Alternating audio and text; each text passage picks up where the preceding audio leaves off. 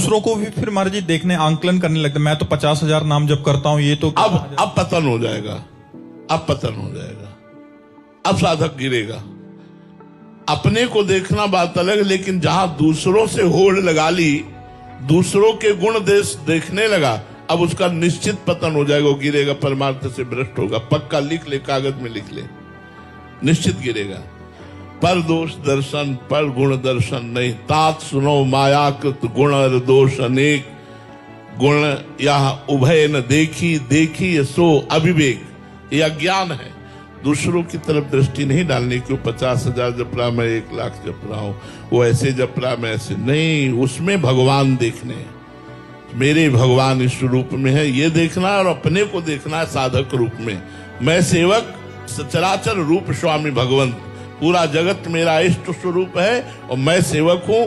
ऐसा मानकर जो भजन करता है उसका भजन सिद्ध हो जाता है, नहीं तो भजन फिर विघ्न से बाधित होकर के अंतरहित हो जाता है, फिर क्षीण हो जाता है। अंगद जी नाम के महाभागवत हुए, पहले वो बिल्कुल भक्ति विहीन थे। उनका भतीजा राजा था और वो पूरे राजभोग में मत वाले रहते थे। जब उनका ब्याह हुआ तो उनकी पत्नी इतनी भक्ता निकली कि वो जहाँ जन्मी थी वहाँ संत जन आया करते थे। तो उन्होंने बचपन में एक गुरु मंत्र ले लिया था, लेकिन जब ब्याह होके आया तो ये पति एकदम भगवान से विमुख, किसी संत पर कोई श्रद्धा नहीं, बस वही खाना पीना, राजसी राजभोग में मस्त रहना। अब उनको तो बड़ी विचलता हुई, न संत दर्शन मिले, न कोई भक्ति के लक्षण। इतनी सुंदर थी कि अंगद जी आसक्त हो गए पत्नी में। ये खास बात बन गई। एक दिन उनकी पत्नी के मन में आया कि यहाँ गुरु जी को बुलाएं और उनका स्वागत करें, और उनको जब भोजन पवाएंगे तो उनका जूठन भी मिलेगा, और हमारे यहाँ आएंगे तो चरण धोएंगे तो चरणामृत भी एकत्रित हो जाएगा, तो रोज चरणामृत पीने को मिलेगा। उन्होंने, अब रानी थी,